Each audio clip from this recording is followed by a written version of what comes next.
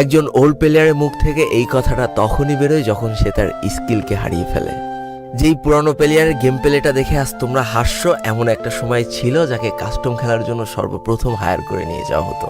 যেই পুরনো প্লেয়ারটার game play দেখে আজ তোমরা হাসছো, একটাবার খোঁজ নিয়ে দেখো সেই প্লেয়ারটার গেম প্লে দেখেই একটা সময় অনেক মানুষ গেম খেলা শিখেছে। যেই ওল্ড প্লেয়ারটার খেলা দেখে আজ তোমরা তোমাদের গ্রুপে নিতেও লজ্জা পাচ্ছ, খোঁজ নিয়ে দেখো সেই ওল্ড প্লেয়ারটা কোনো একটা সময় কোনো একটা গিল্ডের লিডার বা অফিসার ছিল।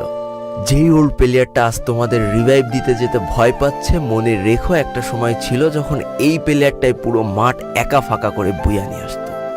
যেই নতুন প্লেয়ারগুলো শুধুমাত্র ডাইনামিক ডুয়োর সাথে গেম খেলার জন্য সারা রাত জাগো, তোমরা মনে রেখো যারা ওল্ড প্লেয়ার ছিল তারা সারা রাত খালি ট্রেনিং পিটাতো নিজেদের স্কিল ভালো করার জন্য।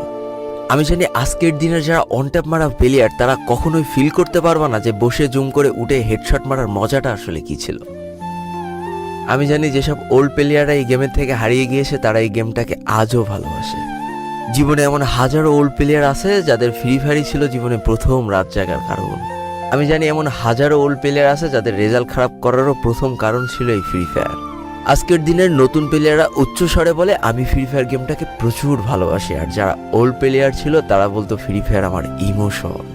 একটা না দুইটা না অনেক কটি বছর এই ফ্রি ফায়ার গেমটার সাথে কাটিয়ে দিয়েছি, অনেক ভালো ভালো বন্ধু পেয়েছি, আবার অনেক মানুষকে হারিয়েও ফেলেছি। আমি জানি এমন অনেক ওল্ড প্লেয়ার আছে যারা এখনো এই ফ্রি ফায়ার গেমটাকে দিনের পর দিন খেলেই চলেছে সেই ইমোশনের জায়গা থেকে। স্যালুট তাদেরকে।